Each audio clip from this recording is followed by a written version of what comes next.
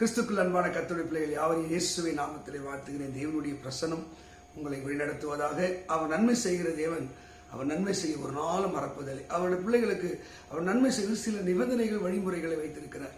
மனுஷனுடைய குணங்கள் தான் அவன் யார் என்பதை காட்டக்கூடிய ஒரு குணம். உங்கள் குணத்தை நீங்கள் சரியாக புரிந்து கொள்ளவிட்டால், உங்கள் குணத்தை சரியாக பக்குவப்படுத்தவிட்டால், ஒரு திறமை என்பது அது இல்லை. உதாரணத்தை சொல்லலாம், நம்மளோட பிறப்பை நம்ம மாற்ற முடியாது. இந்த ஊரில் தான் நம்ம பிறக்கணும்னு முடிவு பண்ண முடியாது. பெற்றோரை நம்ம என்ன பண்ணணும், தீர்மானிக்க முடியாது. நான் இந்த பெற்றோருக்கு தான் நான் பிறப்பேன்னு சொல்ல முடியாது. ஆனால் நம்ம குணத்தை நாம் தீர்மானிக்க முடியலாம். கோபக்காரராக, சண்டைக்காரராக, அன்புள்ளவராக, பணிவானவர்களாக, பெருமைக்காரராக நம் குணத்தை நாம் சரி செய்ய முடியும், அதை வெளிக்காட்ட முடியும். இப்போ இந்த இடத்துல ஆண்டவர் தம்முடைய ஜனங்களுக்கு உள்ள குணங்கள் மாற வேண்டும் என்று விரும்புகிறார். 1 சாமுவேல் 15ஆம் அதிகாரம் நீங்க அந்த 20 படிக்கும் போது ஆண்டவர் சவுல் என்ற முதல் ராஜன் கிட்ட ஒரு கருத்தை, ஒரு பொறுப்பை கொடுக்கிறார். அந்த கருத்தை சொல்லுகிறார். அபிலேக்கரை முழுசாய் கொன்று விடு, அவளை ஒருவரை வைக்காத. அவன் போனான், நல்லது அழகானெல்லாம் தெரிந்து கொண்டான், உதவாகரெல்லாம் கொன்று விட்டான். இப்போ சவுல் கிட்ட, சாமுவேல் கிட்ட சொல்றாரு, நான் சவுலை ராஜாவா மாற்றினது எனக்கு व्यसனமா இருக்கிறது, நீ போய் அவனை சொல்லு. அவன் சொல்றான், நான் கர்த்தருடைய வேலை முடித்தேன், கர்த்தருடைய சித்தத்தை செய்தேன், கதெல்லாம் சொல்றான். நம்ம கூட நம்ம இஷ்டத்துக்கு செஞ்சுட்டு சொல்லுவோம், நம் தேவனுடைய சித்தத்தை செய்தோம், கர்த்தருக்காக செய்தோம்னு சொல்லுவோம். ஆமென். இந்த இடத்துல ஒரு வார்த்தை சாமுவேல் சவுலை பார்த்து சொல்லுகிறான், பலியிடுவதை பார்க்கிலும் செவி கொடுப்பது, நீதி நியாயம் செய்வதை விட அங்கே கீழ்ப்படிவது. பாருங்க, கீழ்ப்படிவது, செவி கொடுப்பது. நிறைய பேர் கீழ்ப்படிய மாட்டான், நம்ம சொல்றதை கேட்கவும் மாட்டான். சாமுவேல் சொல்வதை சவுல் சரியாக கேட்டிருந்தால், சரியாக புரிந்திருந்தால், அவன் வாழ்வில் இப்படிப்பட்ட சாபம் வந்திருக்கார். நிறைய பேர் இறைவனுடைய வார்த்தைக்கு இந்த செவியை சரியாக சாய்ப்பதில்லை, சரியாக கேட்பதில்லை. அவர் என்ன சொல்லுகிறார், என்ன சொல்ல விரும்புகிறார் என்பதை கேட்பதில்லை. அதுதான் பலியிடுவதை பார்க்கிலும் கீழ்ப்படுதலும், கொழும்பு நினைத்தை பார்க்கிலும் செவி கொடுத்தலே உத்தம. நிறைய பேர் எல்லாம் பாடுவான், காணிக்கை கொடுப்பான், எல்லாம் பண்ணுவான். இறைவன் சொல்வதை கேட்க மாட்டான், தேவனுடைய வாக்குக்கு கீழ்ப்படிய மாட்டான். கீழ்ப்படிதலே உத்தமம் என்று சொல்லுகிறார். அருமையான தேவ பிள்ளைகளே, உங்க வாழ்நாளிலே இறைவனுக்கு எத்தனை முறை, எத்தனை இடத்திலே நீங்கள் கீழ்ப்படிந்திருக்கிறீர்கள்? நிறைய தீமைக்கும், சாபத்திற்கும், தோல்விக்கும், ஏமாற்றத்திற்கும் என்ன காரணம்? நம் வாழ்விலே காணப்படுகிற கீழ்ப்படியவை. அதிக கான்பிடென்ட், நம்பிக்கை. நாம் செய்வதெல்லாம் கர்த்தர் விரும்புவார்.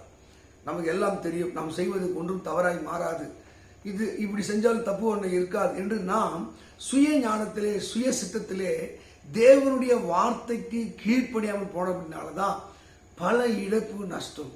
எங்கெல்லாம் மனிதன் கீழ்ப்படிந்தாலும் அவன் வாழ்க்கையில ஜெயம், அவன் வாழ்க்கையில வெற்றி.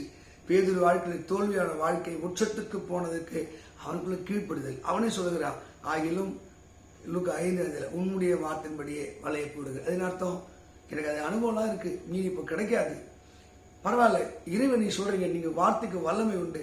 அந்த கீழ்ப்படிதல் தான் பேதுருவை இஸ்ரவேலின் ஒரு பெரிய போதகராக கர்த்தர் மாற்றினான், எருசலேம் சபைக்கு தலைவனாக மாற்றினான். தேவ மக்களே, உங்க வாழ்க்கையில கீழ்ப்படிதல் இருக்குதா பாருங்க. அந்த கீழ்ப்படிதல் தான் மேலான உயர்வுக்கு காரணம்.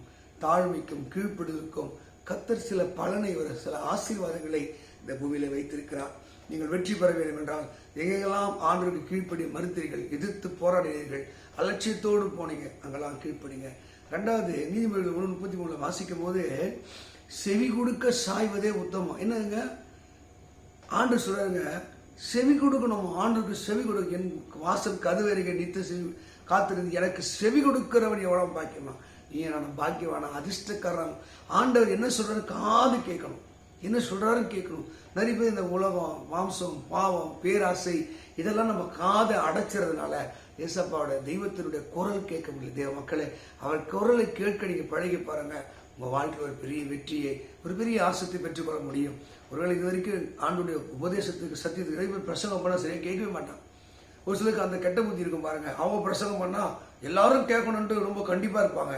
ஆனா மற்றவங்க பிரசங்கம் பண்ணது அலட்சியமா உட்கார கேட்க மாட்டாங்க. அவங்க வாழ்க்கையில பார்த்தீங்கன்னா மாறுபாடான ஒரு வாழ்க்கை இருக்கும், வெளியே ஒரு வாழ்க்கை, உள்ள ஒரு வாழ்க்கை இருக்கும்.